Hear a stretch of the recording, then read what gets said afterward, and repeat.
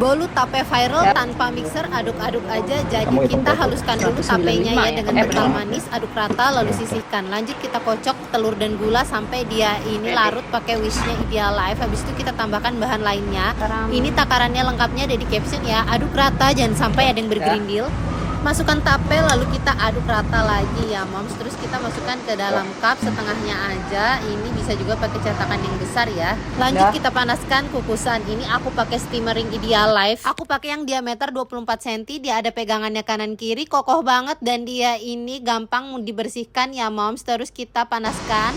Habis itu kita tata kuenya, terus kita kukus kurang lebih 7 menitan pakai api sedang. Setelah itu kita tambahkan selai coklat. Ini udah aku bekuin sebelumnya. Lanjut kita timpa pakai adonan yang terakhir, lalu kukus lagi kurang lebih 15-20 menit. Sesuaikan kukusan masing-masing. Ini pakai granit set cookware Ideal Life tipe L 22B ya mam, pakai kaserolnya. Kalau sudah matang kita angkat, dinginkan, terus siap di packaging begini deh. Ini rasanya super enak banget ya moms. Yuk cobain bikin all cookware aku beli di Ideal Life.